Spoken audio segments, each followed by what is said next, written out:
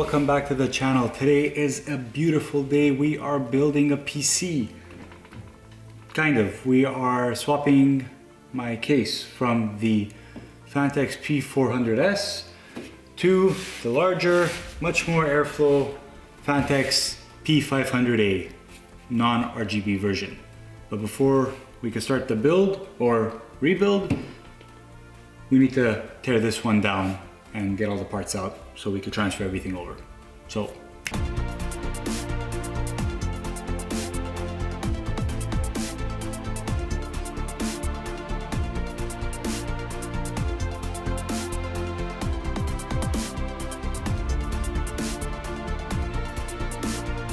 Alright, so yesterday I emptied the P400S of all its components, and today I will be building them in the new P500A. But before I do that, I just want to talk about the cases a bit and compare them to each other.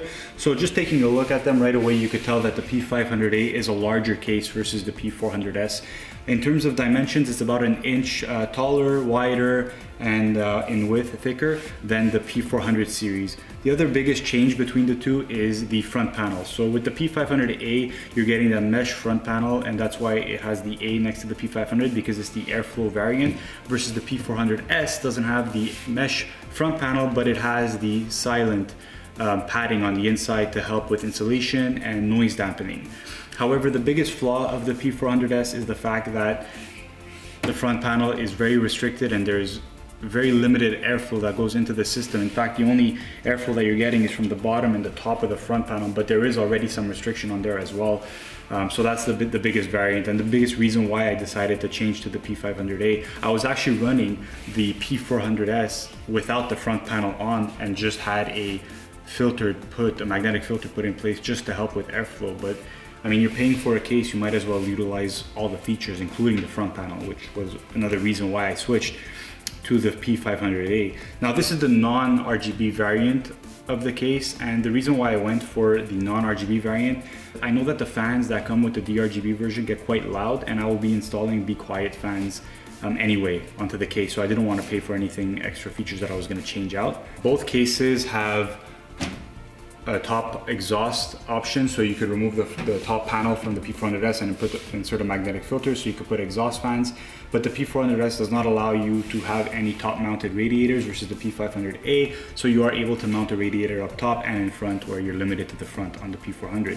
Now, both these cases are from Phanteks and they're both part of their Eclipse series, but I would suggest that if you're going for any of the P series, so the P500, the P400, you go for the A variant, which is the airflow variant. So if you were looking at a P400, although the dampening insulation is nice, I would still go for the airflow variant because there's a huge amount of restriction in terms of airflow on the front panel of this case.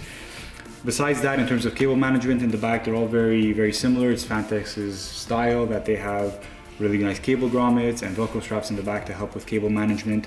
And the other noticeable change is the fact that the tempered glass panel on the P400 series comes with the thumb screws that you have to remove and take out the glass panel, versus the P500A that has kind of the swinging door mechanism tempered glass, which you could also take off after to make it easier to build in.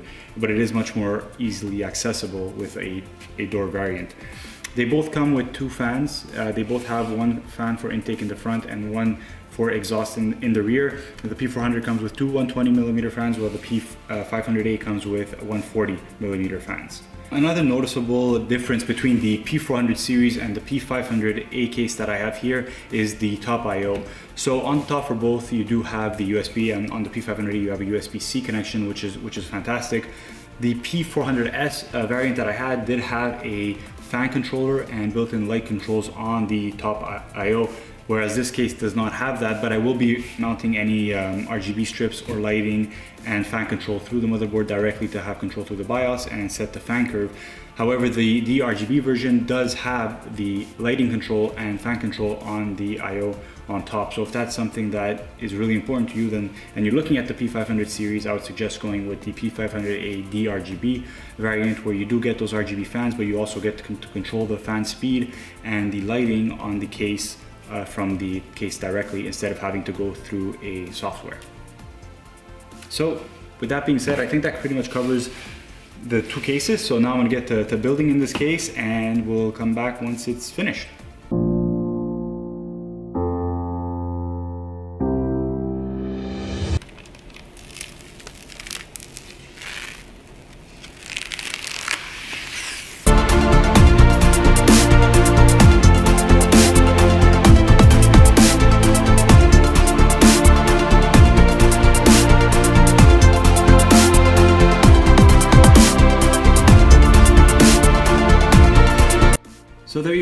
this is the new completed build in the Phanteks P500a. So I swapped it from the P400S.